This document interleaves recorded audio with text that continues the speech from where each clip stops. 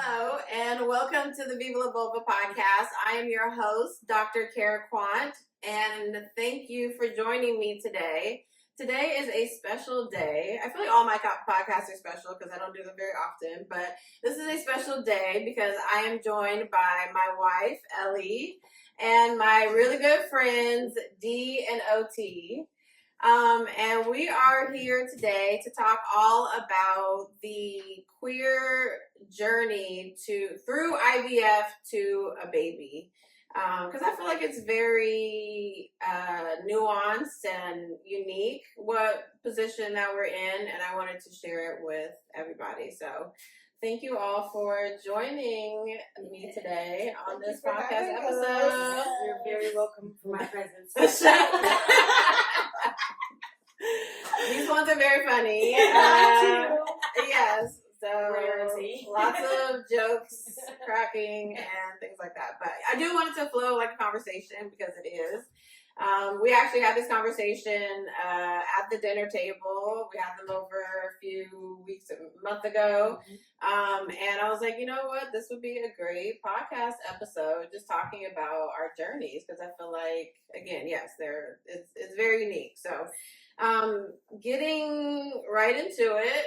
And I want to ask you guys first, but like, how long have you guys been on this journey from when you guys made the decision to have a baby until now?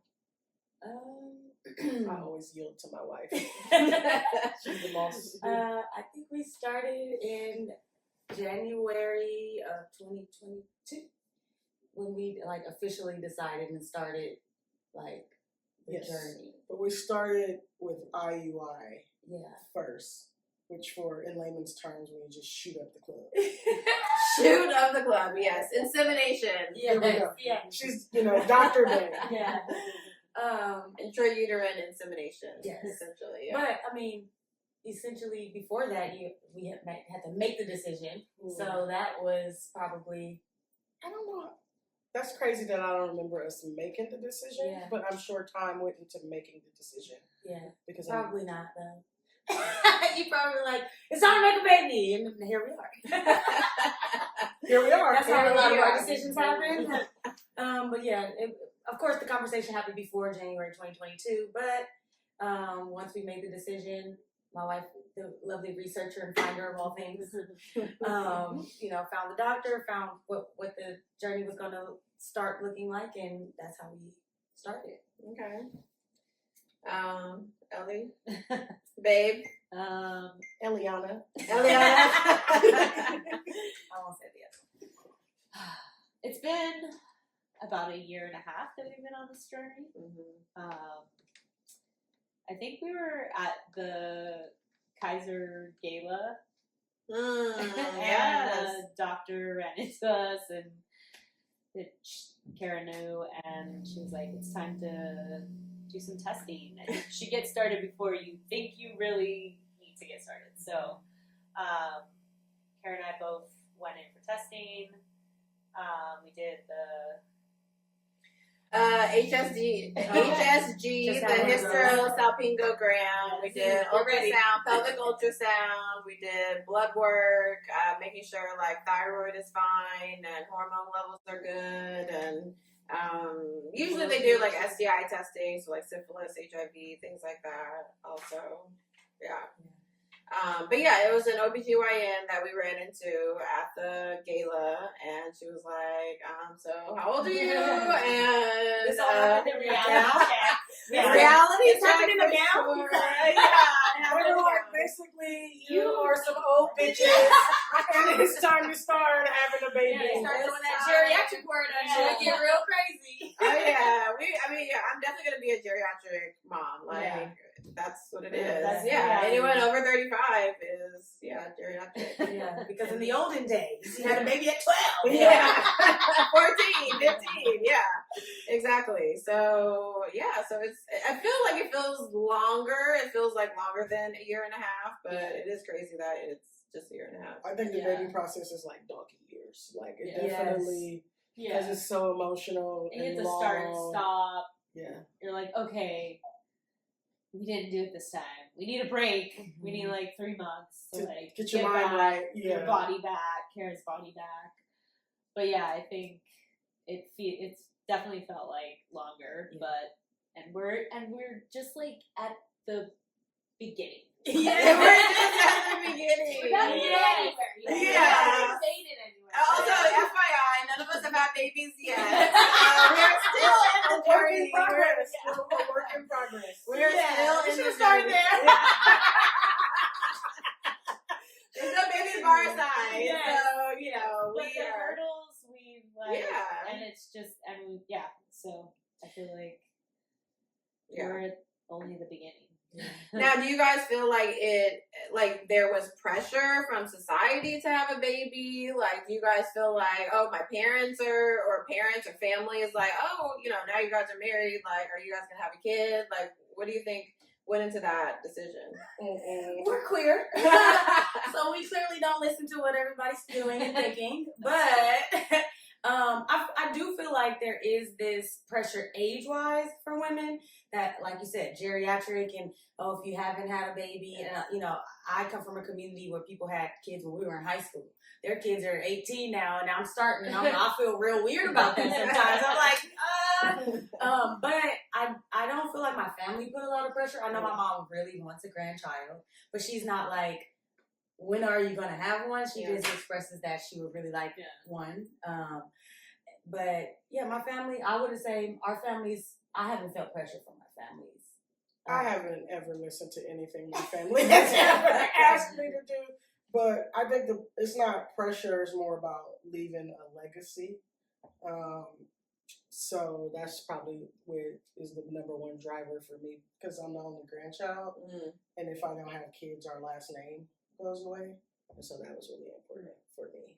And like when I came out, my aunt was like, as long as you have kids, because you're the only one. So I'm doing my best. So there has been some pressure. Yeah, I guess in that regard, but I guess I didn't feel like we had to push to start. Because we're 37 and I came out at 14, so that conversation happened a really, really long time ago. Got it. Okay. Yeah, I feel like there's no pressure from my parents. Like, there's absolutely no pressure. I mean, they're like, yeah, we would love a grandkid or grandkids, but like, do what you want. And of all of the 5 children that my parents had, like, none of us have kids yet. So I do feel like I put some pressure on myself to have a kid, because I'm like, you know, they're getting older and, you know, they want grandkids. But again, this is more of like my doing rather than my parents or family being like, okay, so when are you guys gonna have a kid?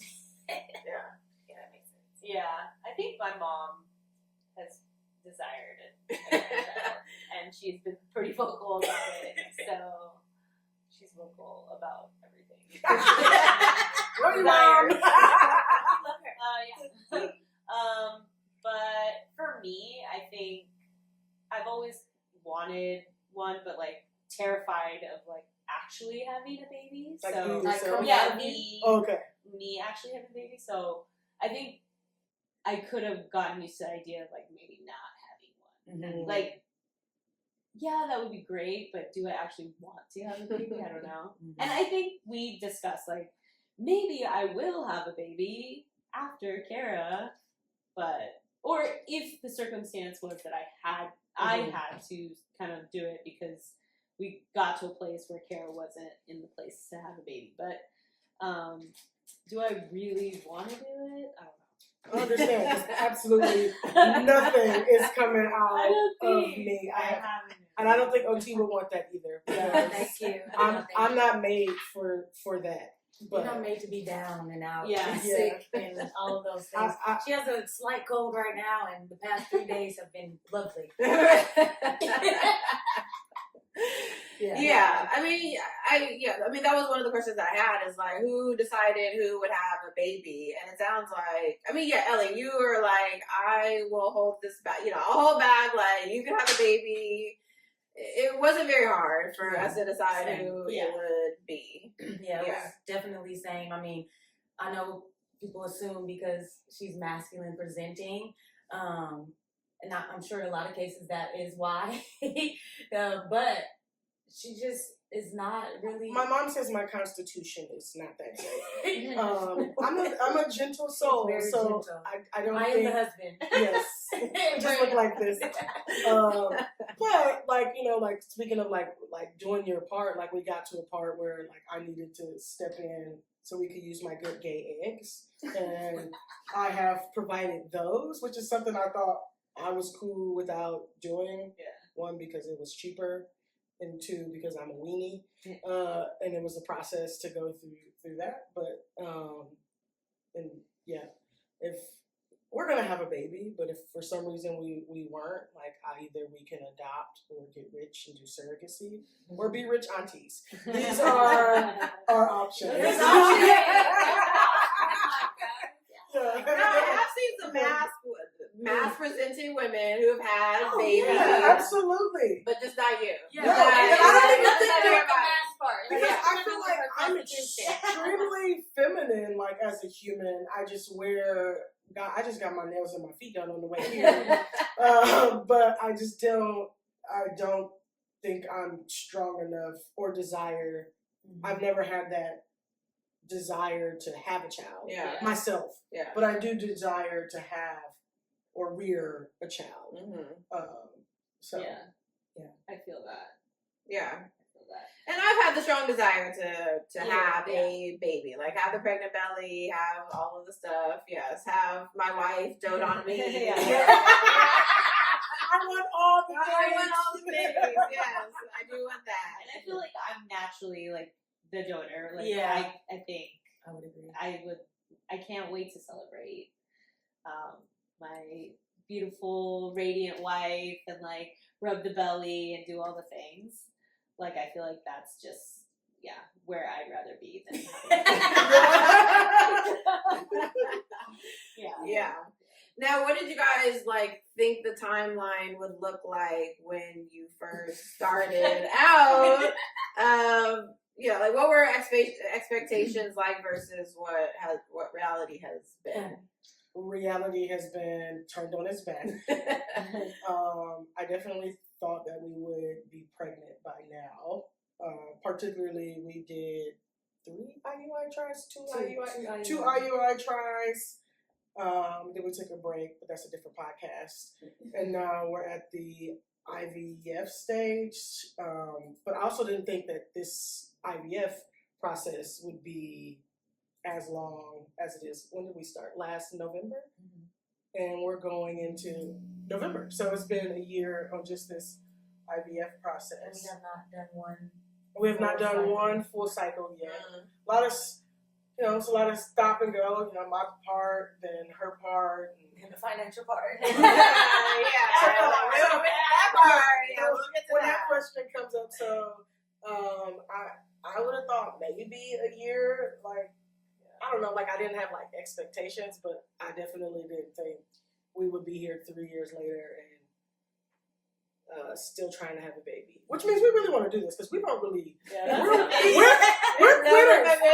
We would quit. We'd be like, you want to go? You want to go to Australia? We can fly first class. Yeah, exactly. With that $10,000 So I think that we are committed to this because we don't. This has probably been the hardest thing. Imagine all the things you could do. Oh my goodness. Yeah. A lot of things. Yeah, I joke with y'all like y'all bought a house this year and we bought a baby. Hopefully we bought a baby. We got 2 embryos for sure. Yeah, no, I mean for us, I thought it was gonna be maybe the first 2 tries of IUI, like and I think it is recommended for us to do the IUI first before the IVF. Right. And I think even it's like an insurance thing also. But yeah, I thought 2, maybe 3. I mean, I know a couple of your friends and even some people that I know, they did IUI and they're successful on like the second, first try. Yeah. So I was like, oh, this is. My mom has kids, 5 kids. Like I've never been pregnant before, but like, okay, let's try this. Yeah. So now we're a year and a half later, and there's a lot of tears. And There's if you're not a crier, you will be. Okay. If you're not a crier, you will be. And the hormones alone. I've never cried so much in my life, and I'm like, I'm not a crier. So I cry more than her. You cry more than me? Is that what you're saying? For sure. Debatable. I love that. But it was very emotional. Even reciprocal IVF, when I found out that it was not gonna be genetically whatever, like my baby, I went through a whole grieving process for that. Because it was like, wait, what? That doesn't even make sense to me scientifically. I need somebody to explain it. And I just felt everybody around me was like, yeah, girl, that don't make no sense to you. It makes sense to us. And I was like, no, if I'm carrying this baby and I'm doing all this work, but she gave me the egg, I'm not understanding how this baby is not, gonna be like genetically. So, but I got over. Look at these genes, baby. I'm not mad at that. I'm not mad at that. It was just this psychological connection part that went with that in my mind. But of course, working through it and talking to friends and being like, but you're rearing that baby no different than if you adopt a child. That baby is the result of your nurture and care, and that's all that really matters at the end. So. And we all know that OT will be the emotionally sound parent in the household. So we hope, hormones do crazy things. Yeah. You don't know what a kid will bring out of another podcast to be. Yeah. Yes. Oh, we have to bring our babies back. But you know what? It is. I think it is actually a cool thing, and we were even thinking about that too. Of your blood is still circulating through the baby. Yep. Like you're still gonna have an emotional connection with the baby. Like there's a lot that you're not. The DNA is not the same, but there's still it's still in your body. Absolutely. Like you're still gonna build a connection. I had to grow for that. sure. Are you guys? I know we haven't talked about y'all's IVF process, and are you guys gonna use your eggs or are we gonna use your eggs? So, at this point, it's gonna be my eggs. Okay. We did an ultrasound recently, and it was good to go. The eggs looked good from the doctor's standpoint. Yeah. So, and the hormone levels and stuff look good also. So, I think it'll be me. Yeah. Yeah. Well, that's good because when we get to the money call, it was like, do you want to try to get some of OT's eggs? And just for layman's, I'm going to use real regular what you could give the doctor. I got a different type of doctor. I can't save your lives, but I guess my eggs were stronger, more viable. I don't like any of those words. Those are all the words they use. Yeah. And so we went with my eggs, but it wasn't that OT's eggs couldn't be used. Yeah. It just for us, we wanted to optimize the especially chances with all the Yeah. money, so that if my eggs were the stronger ones, let's go with the stronger ones. Did you just have first. a higher egg count too? Yes. Yeah. I'm geriatric on geriatric. Yes. But I think, I was thinking about, I've never been on, birth control, or I've never, go full-on gold star, lesbian. Nothing really goes in there. Yeah. So, aside from me being older, I think, my body hasn't had to go through some of those processes that you have to go through. I do have PCOS. Well, I didn't when we got to the IVF phase, but we started taking those ovarian supports for many years, so maybe that took it away. So I thought I had PCOS, and then we found out that I didn't, at least during the IVF process. Okay. I don't know. I don't know if it's debatable. PCOS is more under the OBGYN category. But it's a chronic condition. Yeah. Usually it's more than just multiple eggs cysts in the ovaries. It's other hair growth and in different places and Yeah, things because like I'm that. hella furry. I have to go to the barbershop and get all up under here because I am still a girl. I'm not trying to have a beard. But Yeah. But it's good that you were still able to give your eggs and they were robust and robust. Ish. I think for my age, yes, because I'm 37. And so the doctor was pleased Yeah. with our results, given where we are in life. Mhm.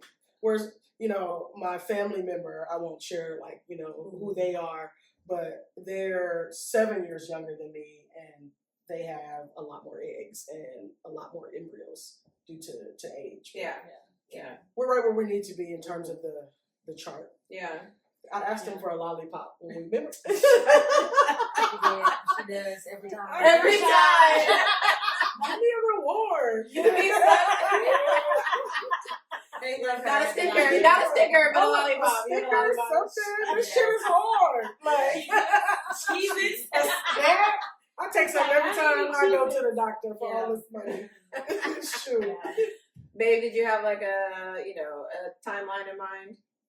Oh, I thought it was gonna happen way quicker than Yeah, immediately. Okay. For sure, we'll have a baby on this first try, you know. Yeah. But I think there was just a lot of things that I didn't understand about my body before I even started dating Cara. Like, she blows my mind every day. I'm like, what? Like, how does this work? How does this work? She breaks down how our body works, and I just didn't get it. Like, I didn't really, or I never paid attention. Yeah. Ever.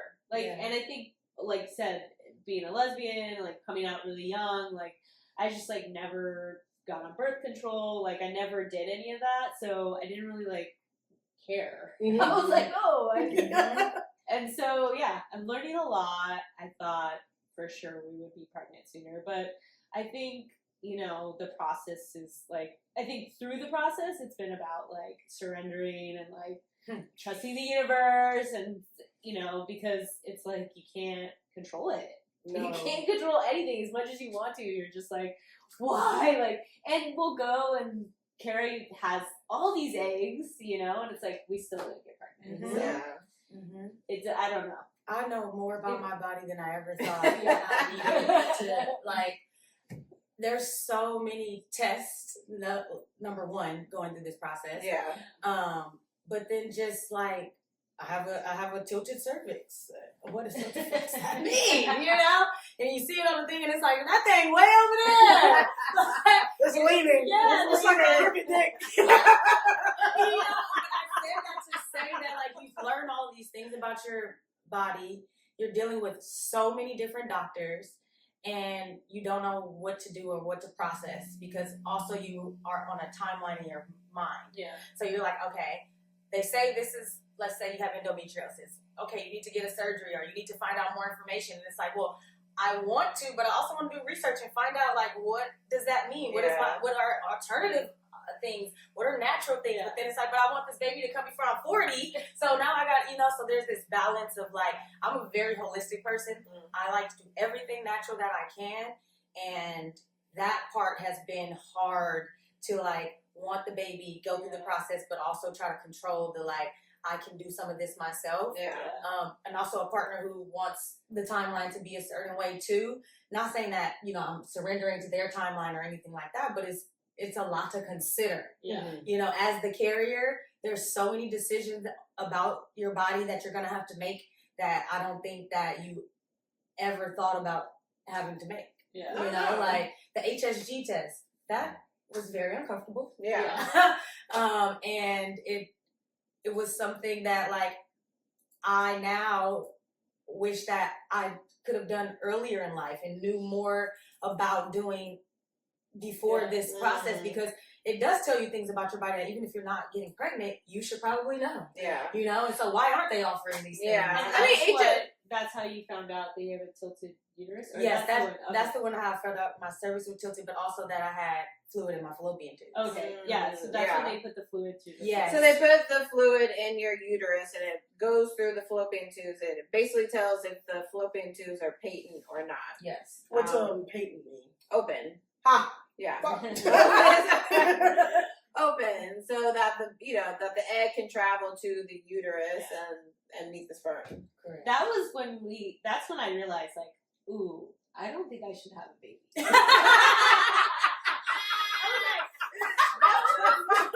Uncomfortable. I am not. I don't think I'm cut out for this. I'm with you.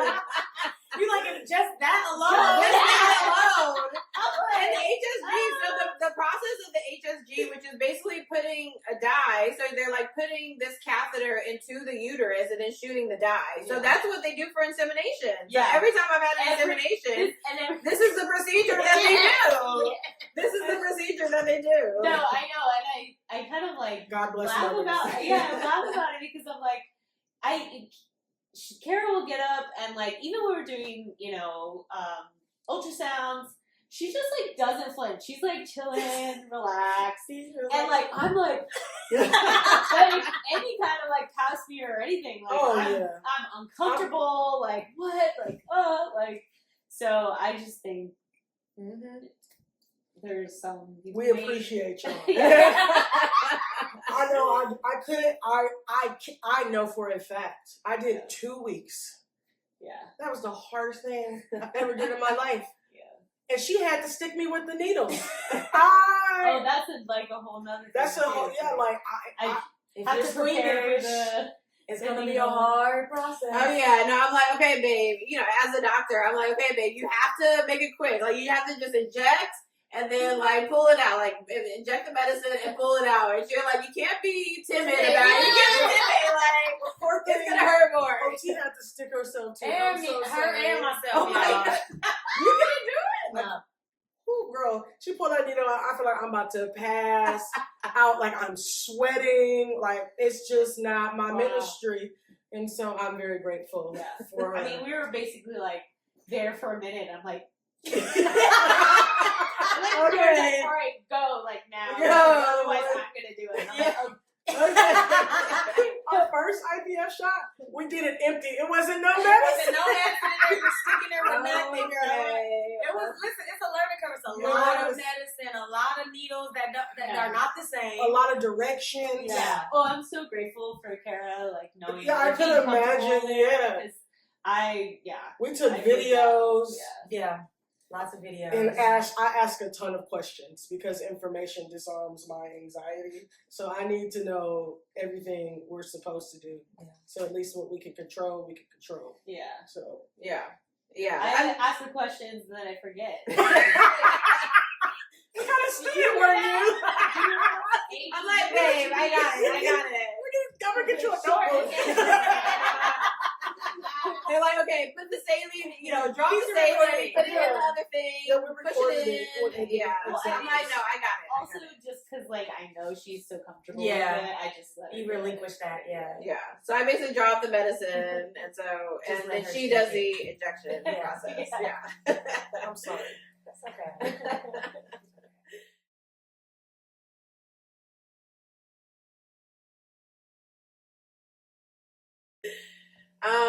So what have been like the emotional highs and lows of this whole process, and like how? And again, I mean, we're still going through the process, but how have you guys supported each other through it? Let's see. There's been a lot of different emotional highs and lows. I would say, of course, hormones alone are gonna put you in a place that you never knew yourself. According to my wife, I was very crazy on hormones. I don't even remember. She's going to remember. I had memory loss, apparently. I don't know if that's a side effect. No, seriously. No, not side effects.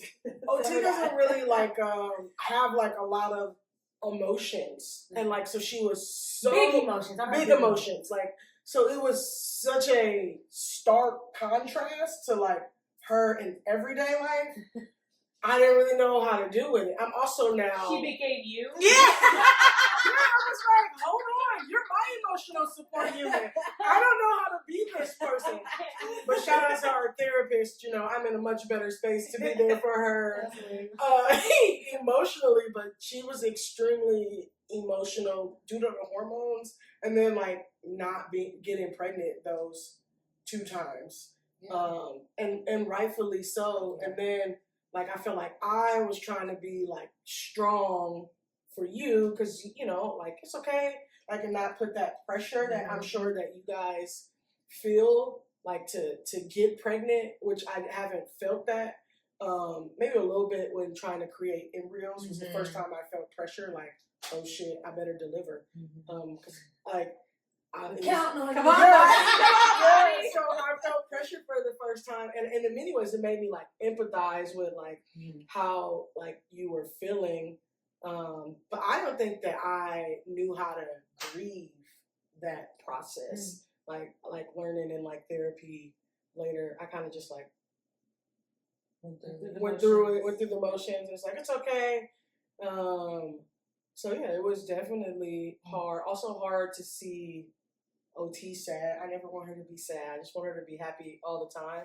And you can't like take that like pain away from her. And that is a really shitty, helpless place to be as a wife. So like highs, shit. I think we hit our first high when we made the embryos, maybe. And so it was a lot of low before. Like, okay, now we need a win. Before the highs and like just waiting for those tests, it's like so anxiety provoking. Like to get some good news, and so we finally got some good news. The embryos are on ice, and I think that was our first, like for real, like okay, we're one step closer. Yeah, for sure. Before we, what do you call it? Transfer. Yeah. So many terms. So many terms. I'm ignoring the terms. I mean, like, IVF is new to me. Like, I've heard about it, you know, in medical school and training. Like, I've heard about the process, but like to actually be in it and to like be experiencing it, like this is a new realm for me also. So like I'm learning all the stuff. I mean, I think another emotional low for me is when other people outside of your circle ask about it. So when other people know you're going through the process, which I'm very secretive, my wife is not. She's one of those, bring in the village, everybody pray for us. And I get that too. And I'm very spiritual in the sense of like, I don't need everybody energy on me, you know? And so when people would ask like, how's it going? How did it go? And I'd have to say that it didn't work. It was the hardest conversation to have. You know, so that was probably the lowest low part of it was like telling people, oh, it didn't work. Yeah. No, I feel you. I feel that.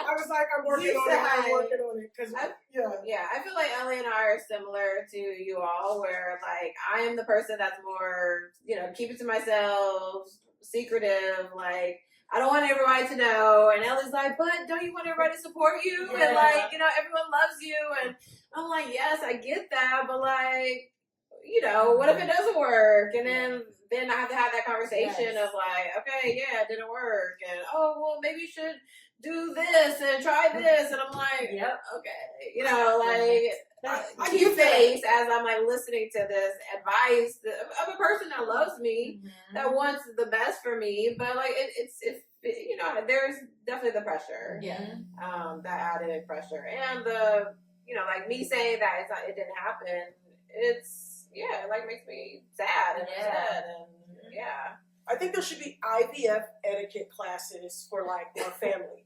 You know, like, and I've been thinking about this a lot, like particularly because me and my family member, they're heterosexual, are going through it together. Like, you know, like, let us share. And if we haven't shared, like, no news is not good news. And so, like, not to be, like, invasive, like, I can see this, like, being, like, a little course, like, because your family's going through it, too. Like, they're excited. Like, even, like, my mom, like, when I called her, like, hey, are you okay? I know it didn't work out. You thought you were going to have, like, a grandbaby. Like, how did that make you feel? Like, I don't know what it looks like, but I feel like there could be some education around that. And then don't be an asshole. Like, there's this person who I work with, and I really want to say their name because fuck you. Like, me and my wife have been arguing because you came up to her and said something crazy. Like, I don't even like you, girl. Anywho. But be like, don't be so invasive. You know, like we have a group of friends who got pregnant at 43. They're lesbians, so like there's hope for us. We're very young in terms of that. Love you, hey Biakatia. But they're like, we just haven't been pressuring y'all. We know the pressure, like, and we share with them like as like it happens and the good news comes. And if I haven't shared with you, that means no news is not.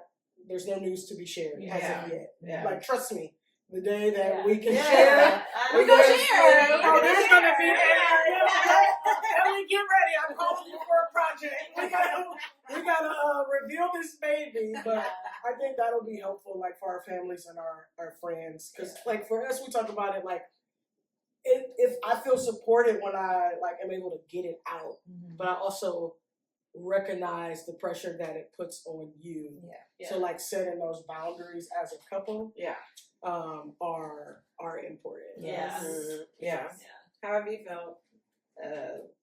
Or what emotional highs and lows has you gone through? I think like you said, there's been a lot of lows. Like, we've been disappointed a lot of times. I think that was like I think the hardest thing for me has been watching you be so hard on yourself, because I'm like, I know you can't, like, it's not within your control. It's not within our control. So I feel really sad when you're mad at yourself or your body and like, beating yourself up, because I know it's like totally out of your control. I think like same, I want to like, I'm excited about it. I want to talk to people about it and like share what we're going through, because I feel like people often aren't. And then like you kind of like come to the table with these like unrealistic expectations of like, oh, we're gonna get pregnant, and it's like actually there's a whole lot of shit that goes into getting pregnant, and maybe it's nice to hear like the stories that don't happen immediately. The first try. Yeah. But I do like recognize that it puts added pressure on Cara, and I think we are like, okay, let's try to do it differently this next round, even though it's like difficult still for me. I'm like still wanting to tell Me you. too. It's so Oh my hard. god! Yeah. Yes. We talk about this in I'm like, therapy. put a flag on the door. I'm telling you, but don't say anything. Yeah. That's pretty much how it happens. I swear. Don't even mention it. We'll let you know. But yeah, I would say also like some other kind of roller coaster moments were like when we were choosing the sperm donor, and then it was like, oh, like this is the perfect one. Oh, and then we had to like make sure that like we tested and everything was like aligned, and then they like sold out. Yeah. Because Yeah, it's like a freaking donor. Yeah. New donor, and it was just like, oh my god, like I feel like that was intense, because I was just like,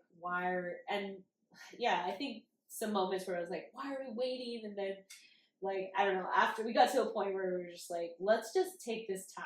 Like, we don't need to like, I don't know, rush through everything. But yeah, those are some of my... Yeah.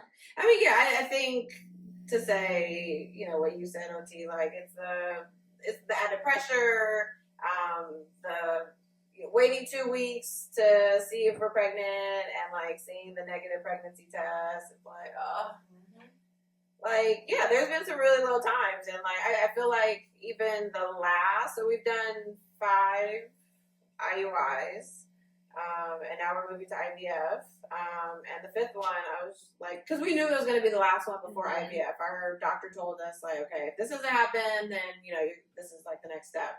So I was like, okay, we're gonna do it. We used like a couple vials. Like we tried to do it ourselves. Yeah. We did a whole. This is the last one. Turkey based. We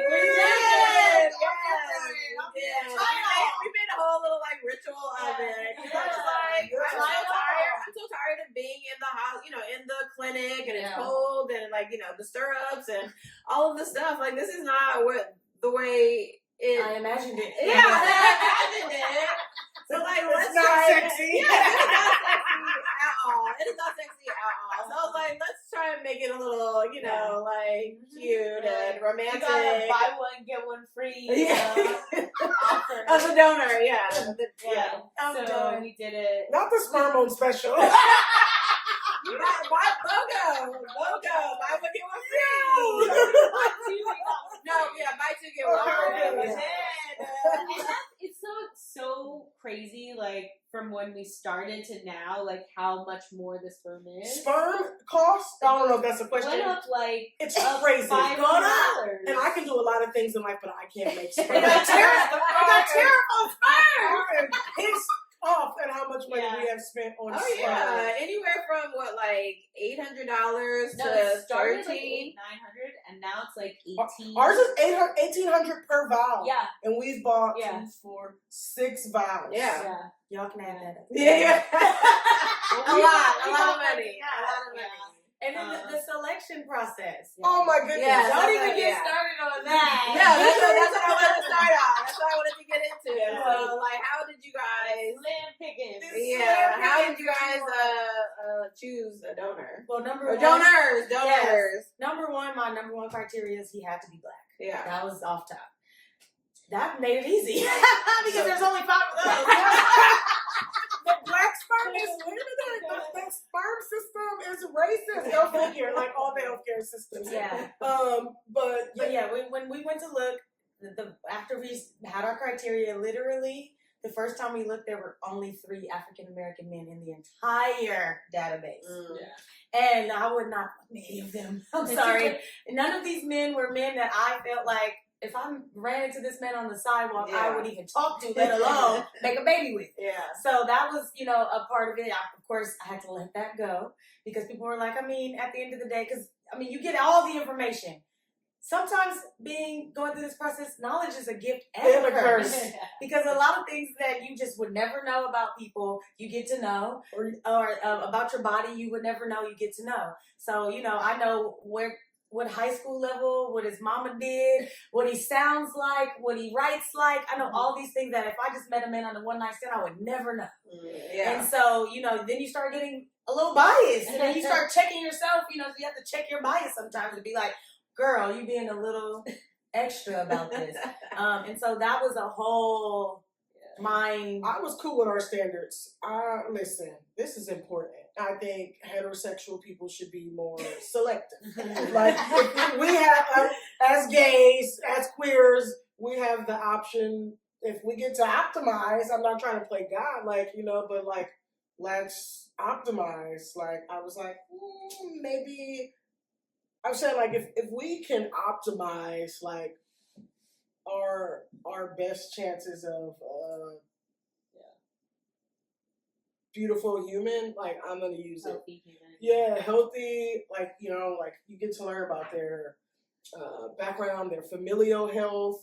That's important for me. My dad died at a really young age, so I'm like, oh man, if we're gonna use my eggs, I'm always like nervous because my dad died at 41. At first we weren't using my eggs. And so I was like, well, I want this kid to look somewhat similar to me. Like, maybe they could be light-skinned and have a big ear or something. Like I had something to do with it to be a part of the journey. But now that we just thought about it like, oh, shoot, this baby going to be probably real light now because we... light man. But definitely wanted them to be black. That was important. But it took me 6 months to find viable, and I was a member of every cryobank there is. I have OCD, so I probably did this, but it was important to me that because a lot of my friends who are having babies through this process don't have black fathers, and I come from a really, really pro-black family, and like it's just important to me that like our legacy, is carried, or maybe we should have used white man sperm so they could have got a head in life. We didn't choose to do that, but it is definitely long and it's expensive. But we did it, and hopefully we have. Then you freeze it. It's a cost to freeze it. Oh yeah. So. Isn't that what DeBrad did? Yeah. Didn't she pick a white donor? Yeah, they picked a white donor because a Jiminy Cricket. So she said all of the No, some of them like Jiminy Cricket. No, listen, All the some black of them donors look look like like Jiminy. No, some of them, I was like, ain't no way in hell that's gonna be our baby daddy. It's very, very. Because you have to think about who's going to go donate sperm first off, right? And the ones that end up being almost, decent looking or got a little education, always in medical school. Always. Yeah. Because they want to make money. They want to make some extra. So outside of that, it's just people who need money. So then, now you're not dealing with the best crowd. But to Black men out there, if you are willing, go donate, because Black women are looking for you. And it's not just queer people, like heterosexual people need, like are going through the IVF process. I just learned Michelle Obama, her children, the Obamas, IVF babies. Oh, really? Who knew? My mama told me. She was like, yeah, girl, because I read Michelle's book. And so we're going to be like Michelle. Okay. So it's necessary. Yeah. Well, fun fact, I'm actually a donor baby. Yeah.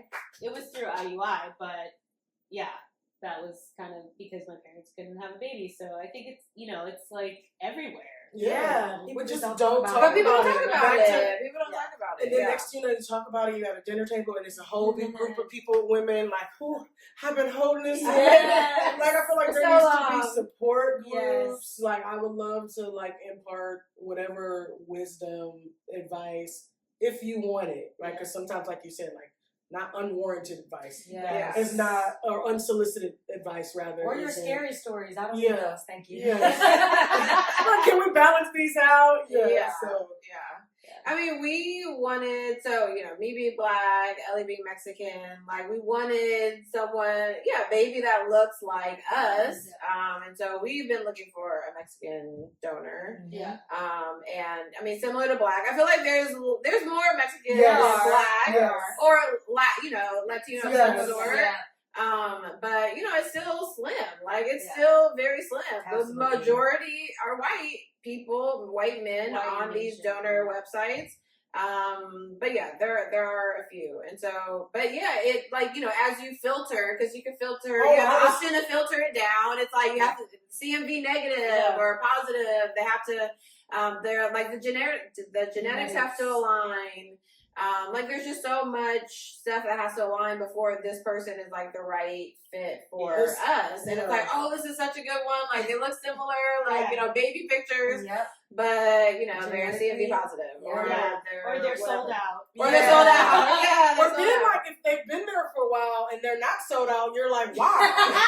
So for me, I'm like, why is it so many here? Like, why don't anybody want you? There's the other thing of, like, Cara for sure was, like, height.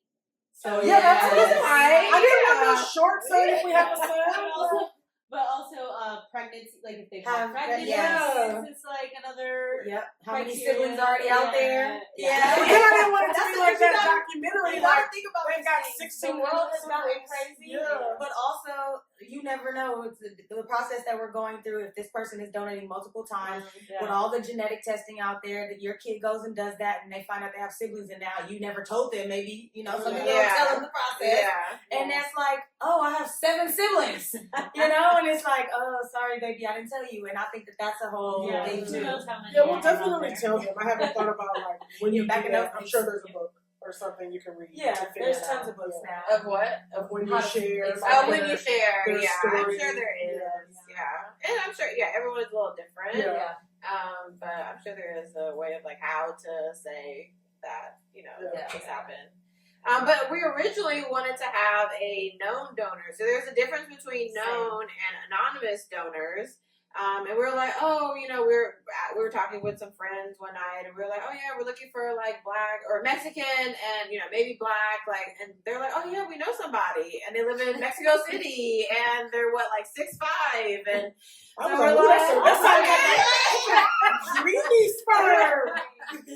So I'm like, okay, like, let's try. And we, like, had a conversation with him. He was willing to, like, he had kids. He was willing to, like, donate his sperm to us. But, like, the logistics of it all, the legality, they're like, so our doctor was like, well, you have to get, she basically talked about out of it, of, like, you have to get a legal, you have to get a lawyer, you have to get, like, them to do, like, testing, definitely, like, the STI testing, the HIV syphilis, stuff like that. Like, they're going to have to test for, like, a lot of other stuff. More expensive looking. Yeah, so it's like, which do we do? Do we do someone that's known? And then we would really have to have the conversation of like, do we want them to be in our kids' Right. life, which is like a big thing. Yeah. For me, it was like no. I feel like it was gonna be too awkward. Like for me, We did that first though. We asked to. it was because we were being cheap. Yeah. Well, for me, let me use the eyes. Yeah, I was like, how much is this sperm? We can go ask Eric. Hey, Eric. But he basically said exactly where you ended up. Like, was like, I'm gonna want to be in that child's life. Yeah. I can't. First of all, I know y'all, and I'm going to be at your parties and those things, and knowing that kid is mine. Yeah. I'm not gonna be able to sit back. Yeah, and I don't need it to be awkward at Thanksgiving. Yeah. So we just, if my child, like, I think we checked the box where like at 18 they can find out if they have other siblings and stuff. Absolutely, I totally want to share. Yeah. I never want to keep information from my kid, but I just thought it would be too much for me emotionally if I knew the person. So, I agree. we started there during the IUI. Yeah. We got turned down twice. We did. Both men said hell no. No, they didn't. It was more empathy. Yeah, they were like, no, they were too good of guys. They were like, no, because then we're gonna have to like talk about tuition. Yeah. We were like, no, we just almost cussed. We just want your sperm. Like, That's it. Yeah. Then they turn into my body. yeah. Feeling you. Yeah. Okay. Yeah, no, but it's definitely been a process, and even like the genetic testing that we had to do. Like, I'm like, what heterosexual couple does genetic testing before having babies? You know, Like, the baby gonna be what it's gonna be. it's gonna be what it's gonna be. Like, why are you doing a 500 panel gene testing? Well, and then afterwards, you're gonna make your embryos, and they have to go be Yeah. Have to be tested too. again to make sure that the sperm didn't Yeah. do something weird to the baby. I don't know the technical terms. Or like I don't know if they ask you this, but you can do a test where they can see if they're viable, so maybe they don't miscarry. Syndrome. We got ours so that like we know that at minimum there's a 60% chance of pregnancy rate with each embryo, whatever that meant. But it came with. We bought we went to the all-inclusive resort. I know we haven't talked about money, so that came with our package. The all-inclusive resort. The all-inclusive IVF package. Oh, got it. She's like, we haven't been there. Yeah, what are you talking about? What's an IVF resort? Hey, sometimes. Yes. Sometimes things go over my head. Yes, I'm a doctor. I'm sorry. Dr. I have the book smarts, but She's like, is that sarcasm? Yes. Okay, so now let's get to the financial part. And Expensive. Next. Let's talk about. Let's ask my wife. Yeah, How much it costs? I don't need to know. That's your part. Golly, do you know how much I threw up when I was pregnant? No. So that's how we gonna look at that. No. Yeah, so like, how to navigate the logistic part, the financial part of this whole process. I don't think I knew early on that it was going to be as expensive as it was until we got into it. I knew it was going to be I expensive. always knew it was going to be expensive because I feel like being like coming out young, like it was like, if you want to have babies, you're gonna have $1,000. Yeah, That's I feel like expensive. IVF in the early 2000s was like $15,000. So at least like on like the L word and stuff. Yeah. Yeah, 35,000. Yeah. Yeah. So- For IVF. For IUI cycles, we spent $5,000 just for the IUI part, plus the sperm, and then whatever medicine. So give or take like 7 or 8 each cycle. We did 2 cycles, so was that $16,000? And then our IVF cycle, one cycle is $30,000. And let me be very clear, because if people are watching, if you're hiring, I'm looking for jobs.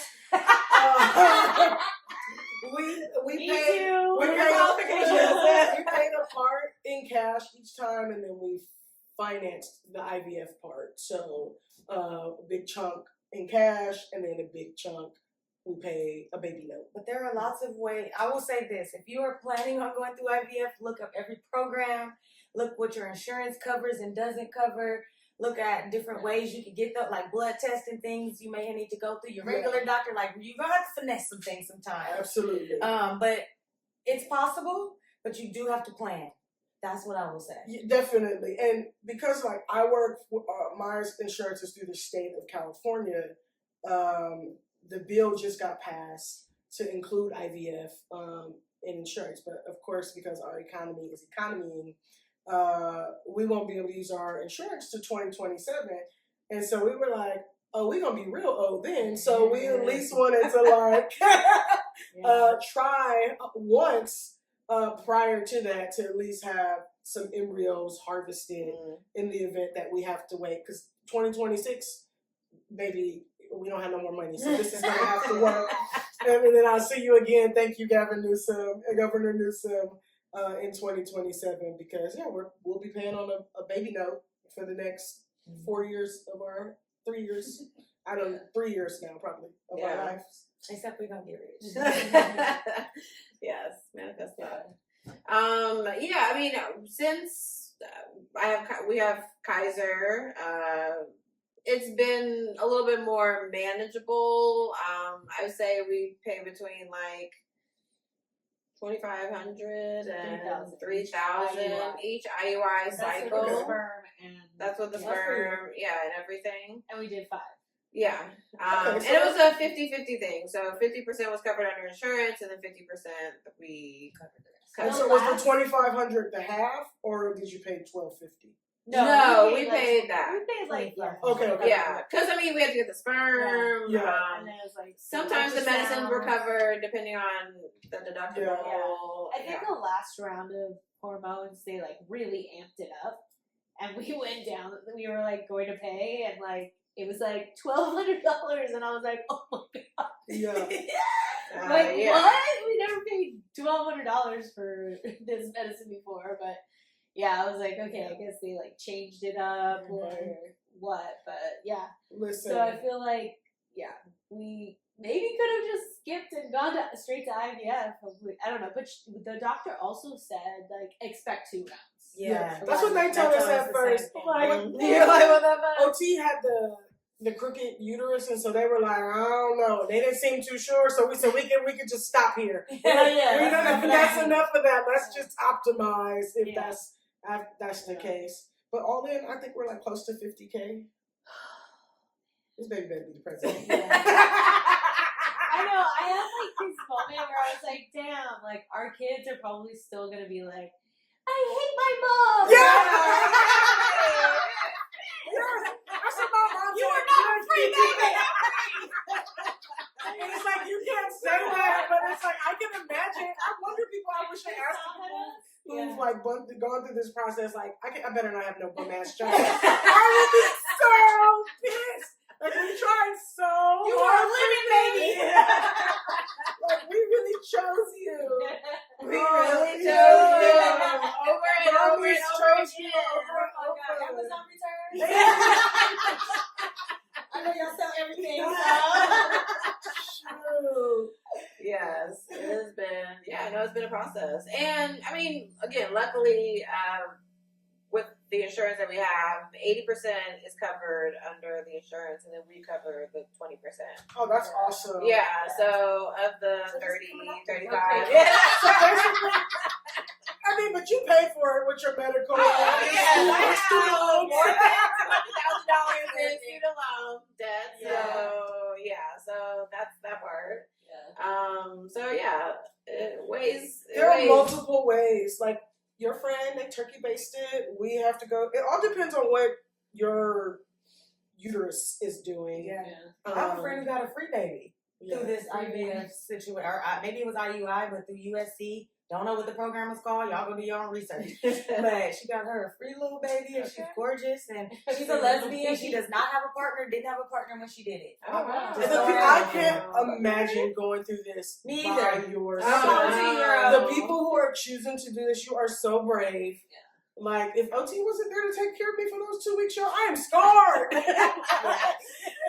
I couldn't imagine. Yes, like, women even who do this alone are yeah. Or so, like, not like single momming and stuff. Like, I have a whole different respect and outlook, because it's a journey, like, for sure. It is for sure. It is for sure a journey. Like, yes, this whole thing. Yep. Actually, I forgot to ask D.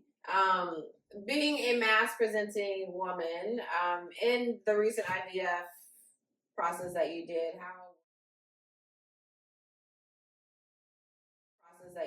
how was that? Because you're like, nothing goes in, you know, nothing. It was. I'm also a person who just jumps into things. Like, I don't spend, because if I spend too much time researching, it'll scare me. I'll have extreme anxiety. So it was like, well, we need my eggs. This is it. And I went for I've never had so many vaginal ultrasounds Or things in my vagina in my life. My mom might watch this, so we don't even talk about my sex life and what happens there, but lots of things don't go in there. We'll just say that. Nothing goes in there. But I'm not really tied to, like, my masculinity like that. I feel like each mass person is different. Like, I have a friend who was like, I won't even give my eggs. They're so tied to their masculinity. I actually think I'm probably more feminine than masculine, but it definitely was. As OT, you were like, side eye, like, it was a lot to, like, learn and endure, particularly just a lot of people in my vagina, which is something. Sorry, I feel like we have a man here, but he's seen a vagina or 3. I just leaned in. Like, it was just a part of the process. It was necessary, and I actually feel like being a part of that process made us closer. I feel more connected this time. Maybe I felt disconnected during our IUI. I really was just there to pay at the end and hold her hand. And so I kind of enjoyed being a part of it, like, this time that I'm contributing. Also, in our therapy, I'm trying to be a better contributor in our house. So, here's some eggs, babe. Love you.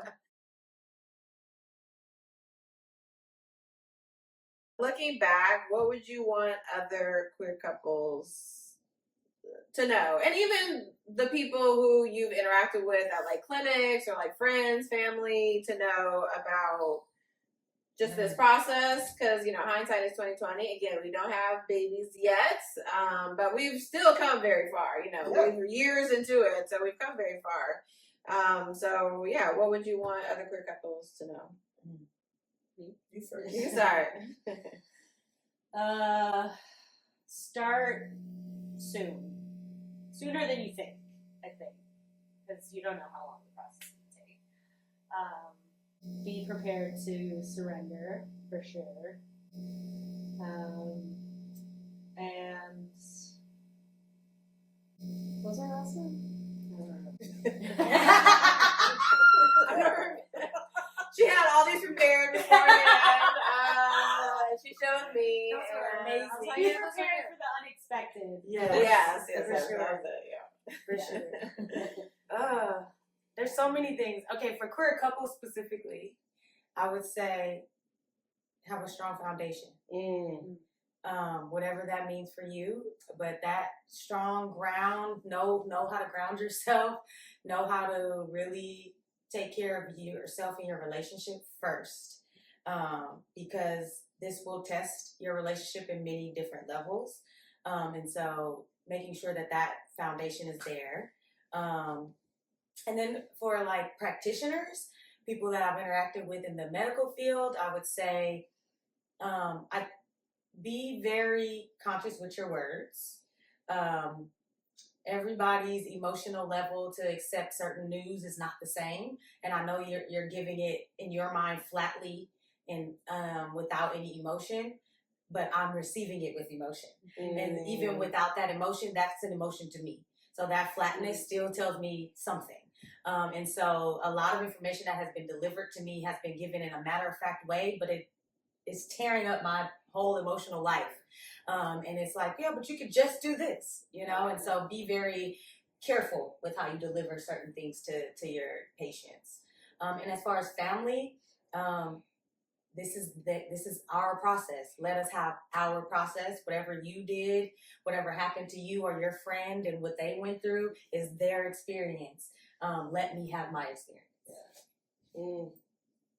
Like that. What would I impart on queer couples? I think as the person who is non-carrying, from that lens, to be intentionally supportive and ensure before going into this process that you have the tools to be supportive. I would strongly suggest having a therapist, or for those who are God-fearing, pastor, get a therapist and go to church online. Do both to help you go through that process, because the mental health aspect of it is extremely, difficult, and it ebbs and it flows. I think I did that backwards, but you got me. And then I think finally, enjoy the process. I think because it's such a arduous process that we forget to enjoy it, but like what we're doing together, like is really fucking special. And so like, even just if it doesn't come out the way that you want it to come out, that process, like how much more connected I think that we are as a unit. I'm enjoying it, or trying to enjoy it this time around. Of course, cautiously optimistic, but I would definitely say find a therapist. Yes, I was gonna say that before, but like find a therapist, find someone that you trust and can talk to. A couples therapist, preferably, or just individual therapy also. But yeah, there's a lot of ebbs and flows, ups and downs, highs and lows. And you need to talk that out with someone, obviously your partner, and like, yeah, it's brought us closer together, even the lows, the whole journey, just going through the journey together has brought us closer together. But I would say, yeah, find some support, find a foundation, because you're gonna go through things that you probably didn't expect. And if you did expect it all, great. But I think even just like small things, like the amount of blood work that you have to do, and the ultrasounds and the pre-testing, I feel like was an unexpected thing. So find support, family and friends. And for, family members out there, I think that advice of, having some etiquette class would be helpful, of how to talk to people, or, how to approach the conversation, because I feel like, everyone who has asked about the process is definitely, it comes from a loving place.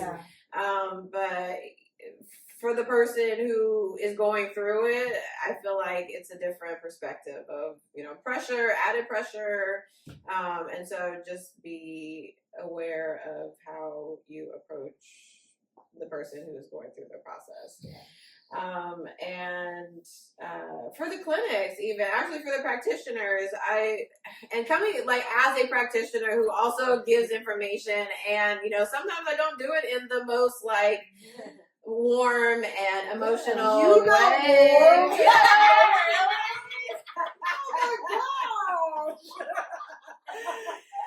I do understand that. There was actually a nurse practitioner who came in, and she, like, I felt very connected. Like, she, put her hand on my knee, and, like, she was just, like, made different conversations. Like, I felt like I felt more intentionality with her. Like, it felt good. So I do understand that, like, yes, the cold, the matter of fact, or, like, just, like, kind of saying how it is. Which I think we've learned in medical school and training. Absolutely. But it can be helpful, especially going through this process of like wanting to have a baby and been, you know, the ups and downs of it. To have somebody that is delivers it in a kind way. Yeah. Yes. Don't be an asshole. Don't be an asshole. Don't be an asshole. Basically. Yes. Period. Blank. Well, thank you all for having this lovely conversation. I feel like it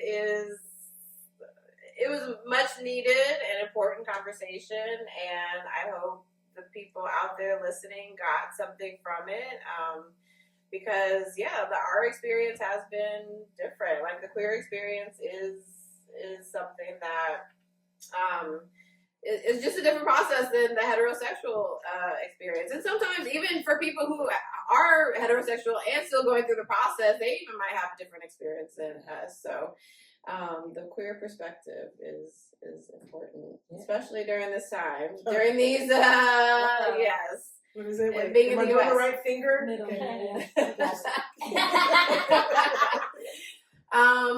So thank you for listening to the Viva La Vulva podcast. Again, I am your host, Dr. Cara Quant, and if you like this podcast, please subscribe to the episode. Subscribe to the podcast and on YouTube. And thank you for listening. Bye. Y'all welcome. Yay!